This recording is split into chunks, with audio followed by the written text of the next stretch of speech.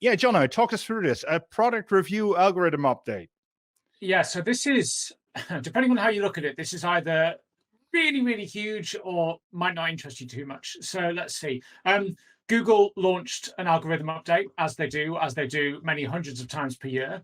But this one got a bit of attention. And what was really interesting is it came with a bunch of documentation, which doesn't often happen. Like Google make tiny updates all the time. They don't even tell us. This one, we got a big old help page, which you can see a bit of on the slide.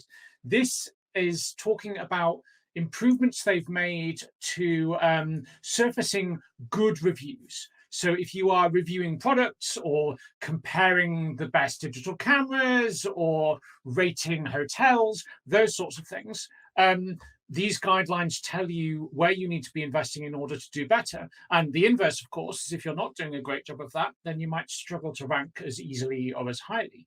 Now, this is, even if you're not doing ratings and not in the rating space, this is worth reading. It's really fascinating because it talks very broadly about how Google think about the types of pages and content they want to reward in search. And it all comes down to quality, authenticity, depth of research. And they give a whole bunch of examples. Now, you can, if you're not in the review space, you can take these examples and just apply them more generally. They talk about things like, does this page express expert knowledge? Does it actually do the legwork to compare the data and the information? Does it discuss the drawbacks? I think this is fascinating reading and a really good primer on how do I make a good web page that really answers the user's query. So definitely worth looking at.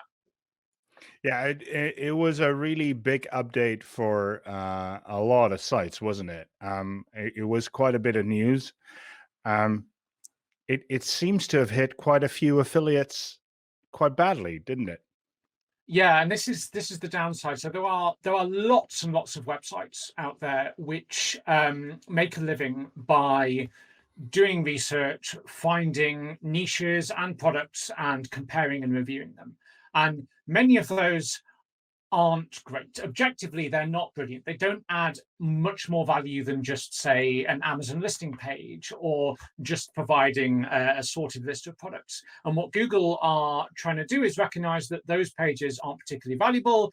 They don't really do much for the user. What they really want is these in-depth reviews. So many affiliate sites, especially the kind of thinner ones that just do, here's top 10 laptops, here's the top 10 whatevers, found that they struggled. And many lost 20, 50% of their traffic overnight. Now, is that good or bad? Kind of depends on whether that's your site or not. But I think that's a good thing for the web. It's a good thing for users who are trying to make a purchase decision on a space they don't know much about. So if you're in that space, again, depth, quality, research, genuinely explore the topic. It's not enough just to go, here's 10 affiliate links to 10 products and hope to rank, because that's going to get harder and harder.